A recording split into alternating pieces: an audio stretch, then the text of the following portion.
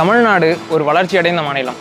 IT industry, car இண்டஸ்ட்ரின்னு பல தொழிற்சாலைகளும் தொழிற்பூங்காக்களும் இருக்கிற மாநிலம். உயர்கல்விக்கு பின்னால அதிக மாணவர்கள் கல்லூரியில் சேர்ற GER ரேஷியோ 50% மேலே இருக்கிறதுல இந்தியாவிலேயே முதலிடம். பெண்கள் அதிகமாக படிக்கிற மாநிலம். அது மட்டும் இல்லாமல் ஒன்றிய அரசுக்கு ஆண்டுதோறும் வரி வருவாயை அதிகமாக கொடுக்குற மாநிலம். அதெல்லாம் ஒரு பக்கம் இருக்கட்டும். முன்னாடி நான் சொன்ன தமிழகத்தின் வளர்ச்சிக்கோ அல்லது தனி மனிதர்கள் நம்மளோட வளர்ச்சிக்கோ பல வகையான காரணங்கள் இருந்தாலும் ஒரு பொதுவான முக்கியமான காரணம் இருக்கு. அதுதான் அரசு பேருந்துகள்.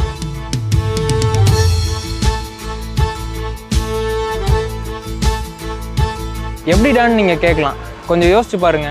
பஸ் ஏன் இவ்வளவு லேட்டா வருதுன்னு நம்ம திட்டிருந்தாலும், பஸ் ஏன் அடிக்கடி பஞ்சர் ஆகுதுன்னு நம்ம கோவப்பட்டிருந்தாலும், தனியார் பேருந்துகளோட ஒப்பிட்டு அரசு பேருந்துகளோட வசதிகளை நம்ம குறை சொல்லியிருந்தாலும், நம்மள 90% மக்கள் அரசு பேருந்துகளில் தான் பயணிச்சிருப்போம். அன்னைக்கும் சரி இன்னைக்கும் சரி அரசு பேருந்துகள் நம்மளுடைய வாழ்க்கையிலையும் வளர்ச்சியிலையும் பெரும் பங்களிப்பை செஞ்சுட்டு தான் இருக்கு. இன்னும் சொல்லணும்னா தமிழ்நாட்டோட இன்ஜினே அரசு பேருந்துகள் தான்.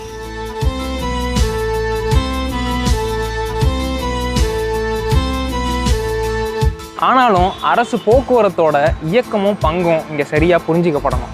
தனி மனித பார்வையில் அரசு பேருந்துகளோட வசதிகளை குறை சொல்கிறதும் தனியார் பேருந்துகளோட ஒப்பிட்டு பேசுகிறதும் ஒரு சரியான பார்வை இல்லை. தமிழகத்தில் கடல், மலை, சமதளம் மாதிரியான பகுதிகளில் இயங்குகிற அரசு பேருந்துகள் அங்கே வசிக்கிற விளிம்பு நிலை மக்களோட வாழ்க்கையில் என்ன மாற்றத்தை கொண்டு வந்துட முடியும்?